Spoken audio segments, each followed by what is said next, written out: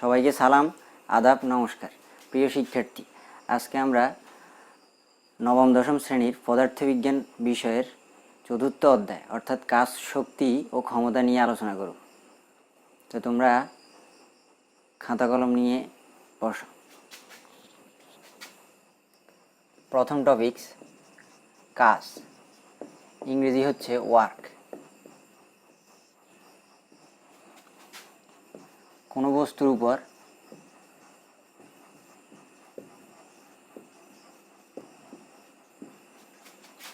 বল প্রয়োগ করলে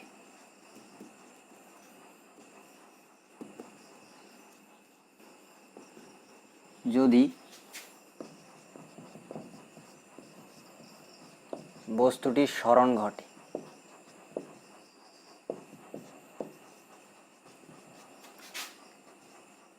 তখন তাকে কাজ বলে।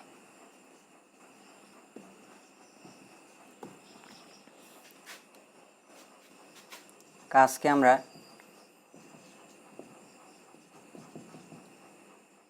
ডাব্লিউ দ্বারা প্রকাশ করি।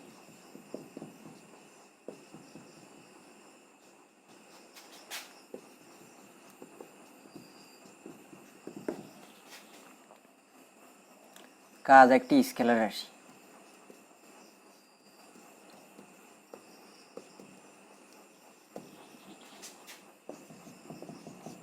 অর্থাৎ কাজের শুধুমাত্র মান আছে, কিন্তু কোনো দিক নেই। কাজের একক, কাজের এসআই একক।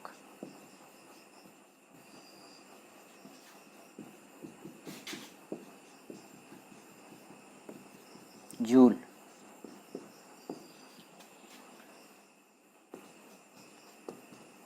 এবং কাজের মাত্রা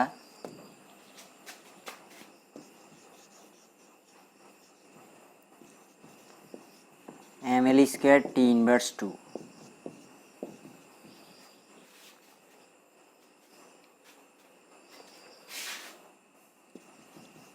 কাজ W = Fs।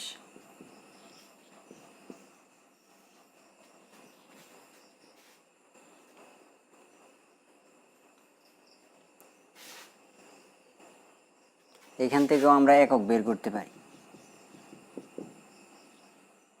আচ্ছা, এফটা হচ্ছে বল আর এসটা হচ্ছে সরণ। বলের একক নিউটন, সরণের একক মিটার, এটাকে লেখা হয় জুল।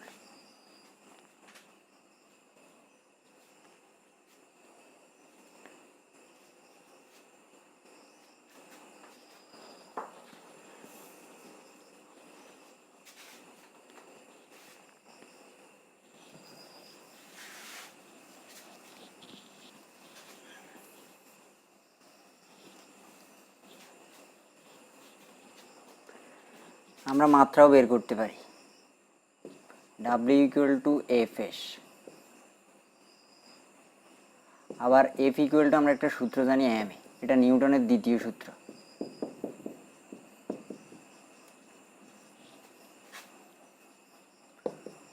mটা হচ্ছে ভর, ভরের মাত্রা m। এটা হচ্ছে ত্বরণ, ত্বরণের মাত্রা L/T−2। আর এসটা হচ্ছে সরণ, সরণের মাত্রা L। তাহলে আমাদের দাঁড়ায় ml² T−2। মাত্রাকে থার্ড ব্র্যাকেটে লিখতে হয়।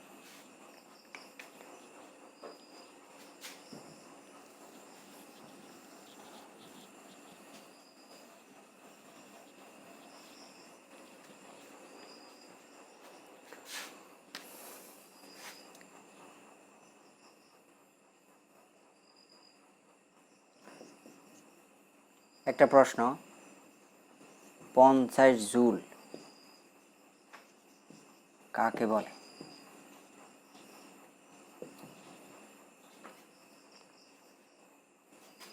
তাহলে আমরা লিখতে পারি কোনো বস্তুর উপর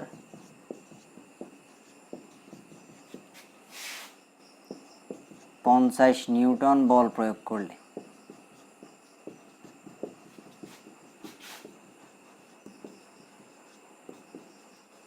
যদি বস্তুটির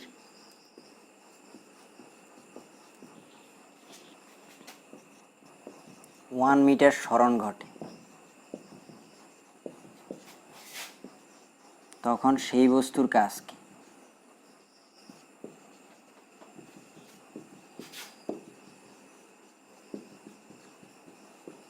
পঞ্চাশ জুল বলে। এটাকে গাণিতিকভাবেও দেখা যায়, W=F(S).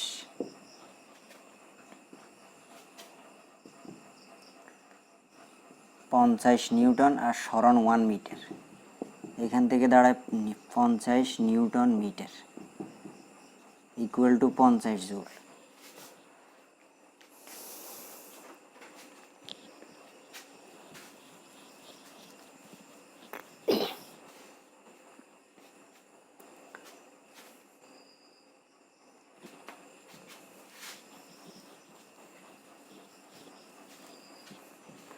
কোনো বস্তুর উপর বল প্রয়োগ করলে যদি বস্তুটির সরণ না ঘটে,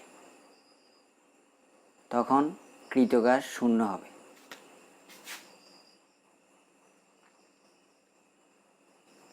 আবার বল এবং সরণের মধ্যবর্তী কোণ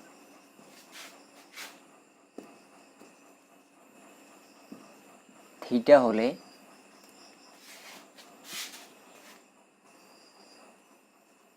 কৃত কাজ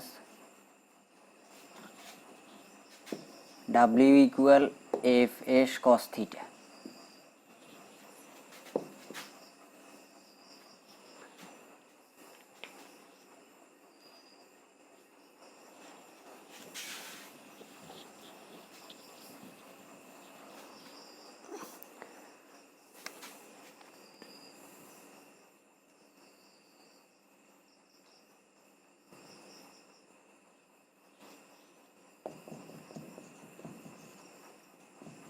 যে ক্ষেত্রে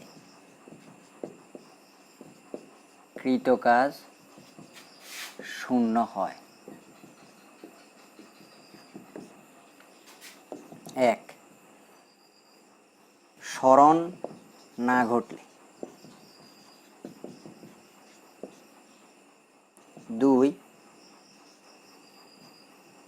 থিটা = 90 ডিগ্রি হলে, 3. বৃত্তাকার পথে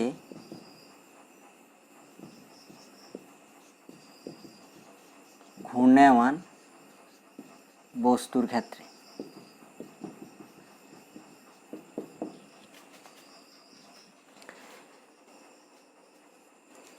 একজন ব্যক্তি মাথায় বোঝা নিয়ে দাঁড়িয়ে থাকলেও কৃতকাজ শূন্য হবে। আবার একজন ব্যক্তি একটা দেওয়ালকে ধাক্কা দিলেও কৃতকাজ শূন্য হবে, কারণ এইসব ক্ষেত্রে সরণ হয় না, এই জন্য কৃতকাজ শূন্য হয়।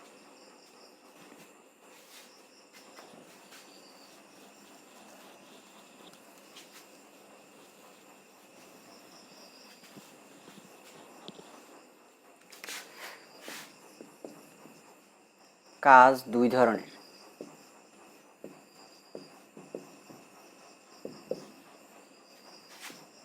এক, ধনাত্মক কাজ বা বলের দ্বারা কাজ;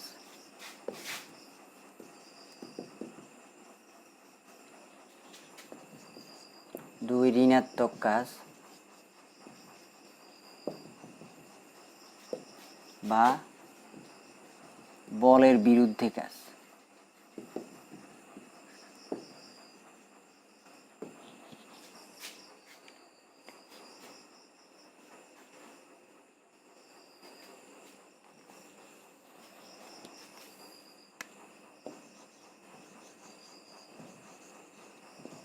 ধনাত্মক কাজ: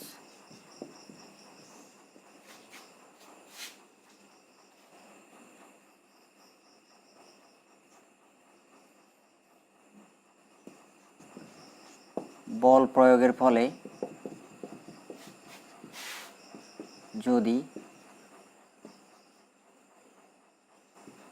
বলের দিকে বস্তুটির সরণ ঘটে,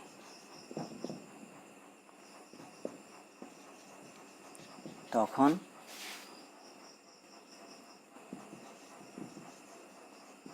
ধনাত্মক কাজ হয়।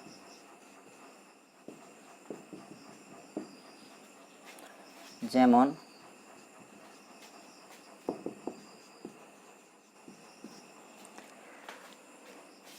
একটি বইকে টেবিলের উপর থেকে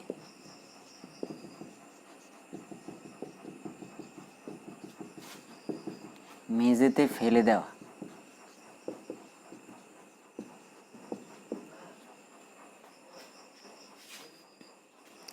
এই ক্ষেত্রে 0 degree less than equal theta less than 90 degree, অর্থাৎ থিটার মান 0 ডিগ্রি সমান 0 ডিগ্রি থেকে বড়, 90 ডিগ্রি থেকে ছোট।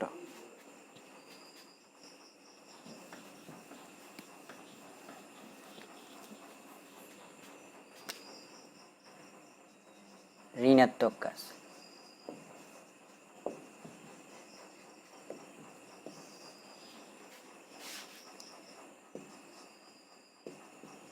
এই ক্ষেত্রে বস্তুটির সরণ, সংক্ষেপে লিখতেছি আমরা,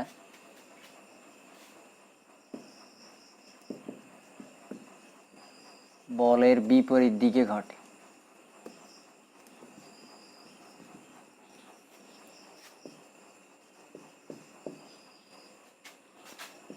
যেমন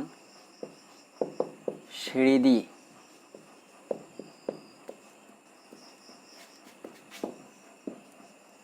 উপরে উঠা,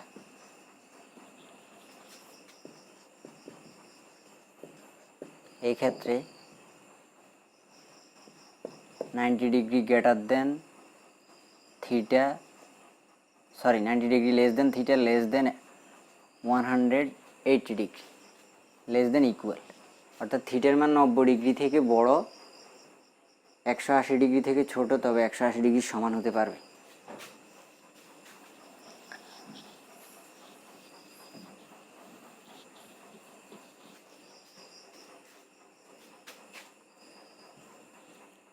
পরবর্তী টপিকস শক্তি,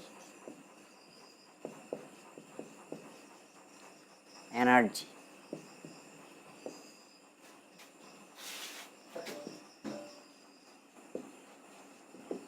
কাজ করার সামর্থ্যকে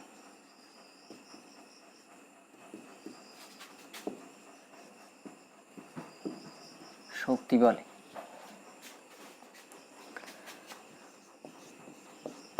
এটিও স্কেলার রাশি, একে ই দ্বারা প্রকাশ করা হয়।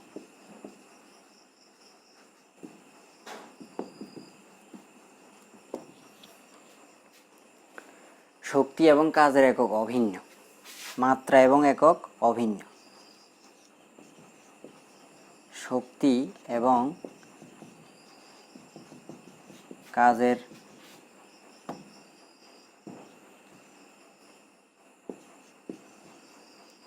একক ও মাত্রা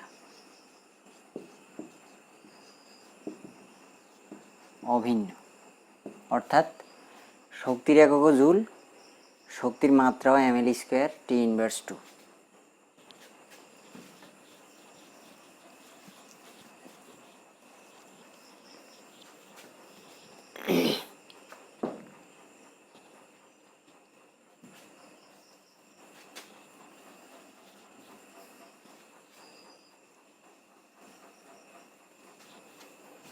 তার পরবর্তী টপিকস আমরা চলে যাচ্ছি গতিশক্তিতে।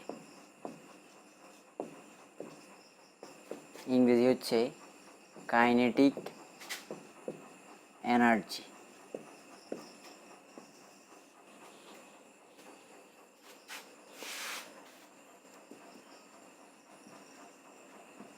কোনো গতিশীল বস্তু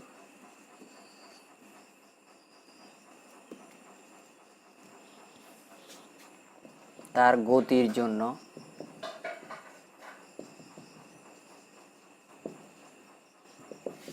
কাজ করার যে সামর্থ্য অর্জন করে।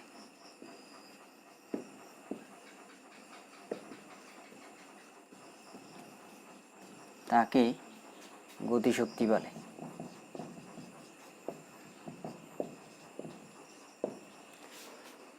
গতিশক্তি জিনিসটা হচ্ছে আমরা ক্রিকেট খেলার সময় ক্রিকেট খেলার স্টাম্পে বল নিক্ষেপ করলে স্টাম্প থেকে বেল পড়ে যাওয়াটাই হচ্ছে গতিশক্তির উদাহরণ। অর্থাৎ বলটা তার গতির জন্য স্টাম্প থেকে বেলকে ফেলে দিচ্ছে, এটাই হচ্ছে গতিশক্তি। একে ইকে বা টি দ্বারা প্রকাশ করা হয়।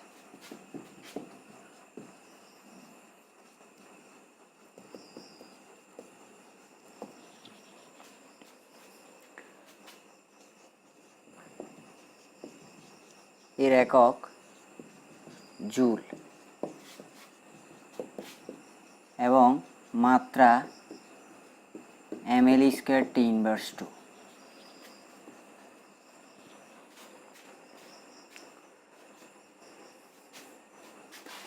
গতিশক্তি T = ½ mv²। এটা গতিশক্তির সমীকরণ। এখানে এমটা হচ্ছে ভর, ভিটা হচ্ছে বেগ।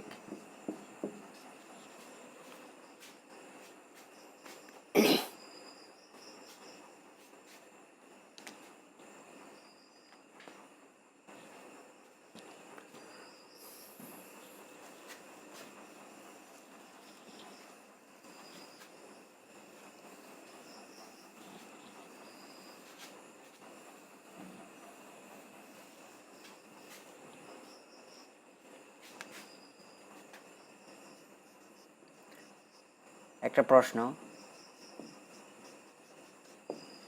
গতিশক্তি কখনো ঋণাত্মক হতে পারে না, ব্যাখ্যা করো।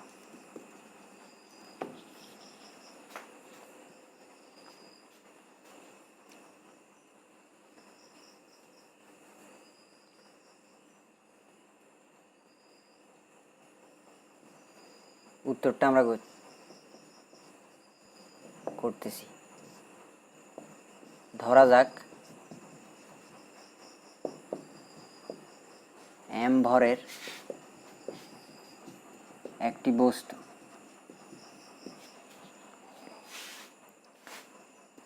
v বেগে কোনো বস্তুকে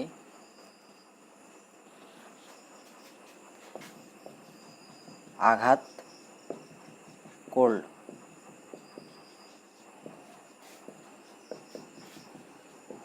এই ক্ষেত্রে গতিশক্তি T = ½ mv²।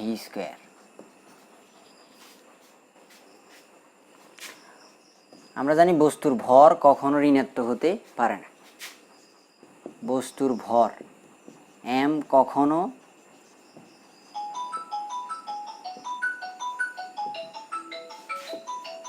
ঋণাত্মক হতে পারে না।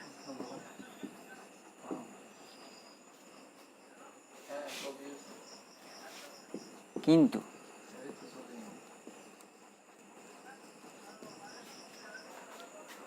বস্তুর বেগ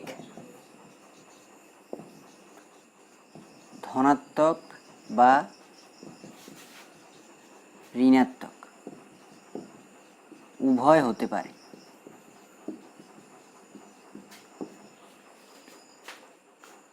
বস্তুর বেগ ধনাত্মক হতে পারে, ঋণাত্মক হতে পারে। তবে বেগের বর্গ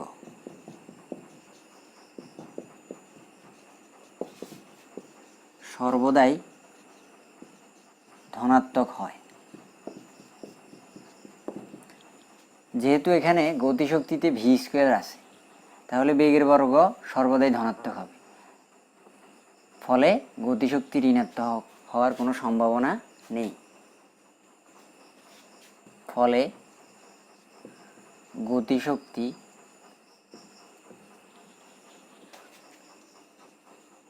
কখনো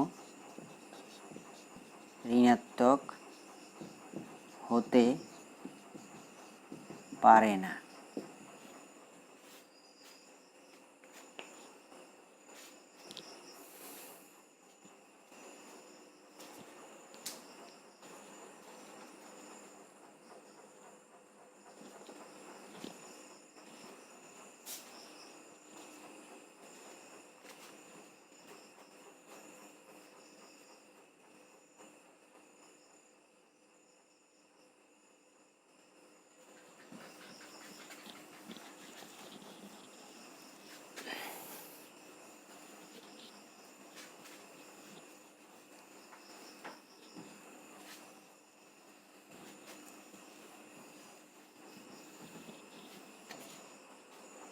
আমাদের পরবর্তী টপিকস হচ্ছে বিভব শক্তি, ইংরেজি হচ্ছে পোটেনশিয়াল এনার্জি।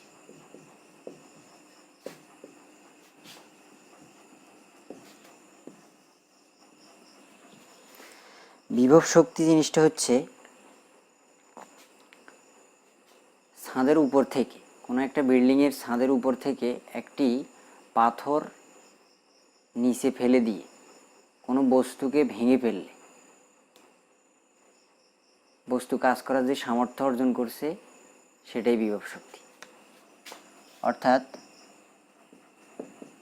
স্বাভাবিক অবস্থান থেকে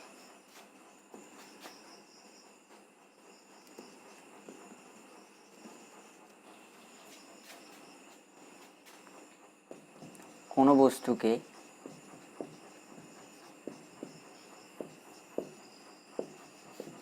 এক অবস্থান থেকে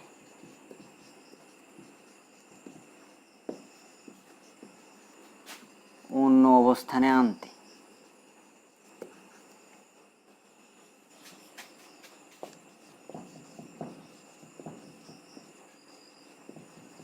বস্তু কাজ করার যে সামর্থ্য অর্জন করে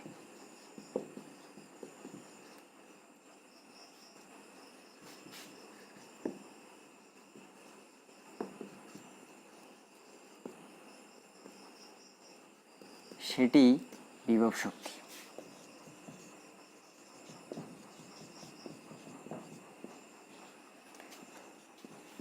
একে ইপি বা ভি দ্বারা প্রকাশ করা হয়।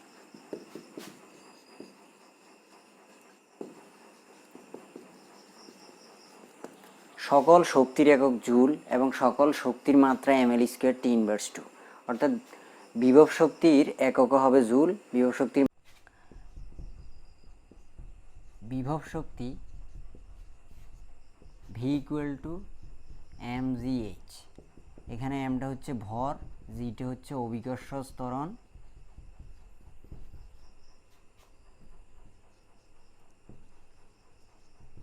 এবং এইচটা হচ্ছে উচ্চতা। বিভব শক্তি বস্তুর ভর এবং উচ্চতার উপর নির্ভর করে।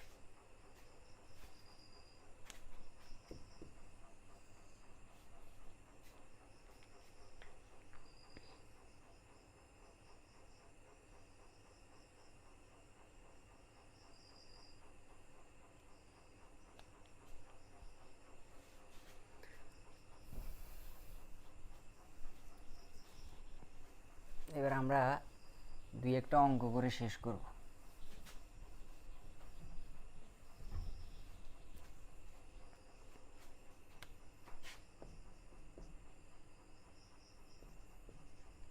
পঞ্চাশ কেজি ভরের একজন ব্যক্তি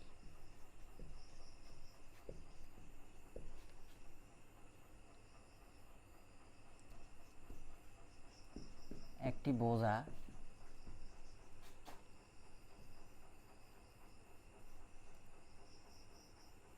100 মিটার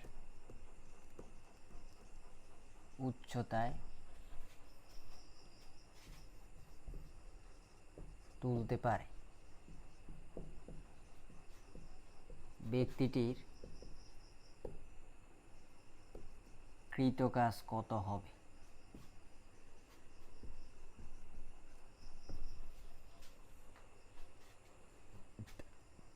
তাহলে এখানে দেখো, এখানে 50 কেজি, এটা হচ্ছে আমাদের ভর। ভর m ইকুয়াল টু 50 কেজি। উচ্চতা, উচ্চতাকে আমরা h দিয়ে প্রকাশ করি। উচ্চতা h ইকুয়াল 100 মিটার। যেহেতু ব্যক্তিটা উপরের দিকে উঠতেছে, তাহলে অভিকর্ষ ত্বরণের প্রভাব থাকবে এখানে। অভিকর্ষ ত্বরণ g ইকুয়াল 9.8 ms ইনভার্স 2। আমরা জানি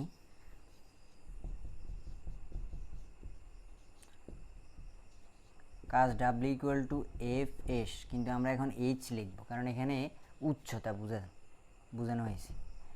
এফ ইকুয়াল টু আমরা আরেকটা, এফ এর মান না থাকার কারণে এফ ইকুয়াল টু আমরা একটা সূত্র জানি, mg। এটাকে অভিকর্ষ বল বলা হয়। অভিকর্ষ বলের ক্ষেত্রে এফ ইকুয়াল টু mg হয়। তাহলে এম এর মান হচ্ছে 50, জির মান 9.8, এইচ এর মান 100। অ্যান্সার লিখে নিবে।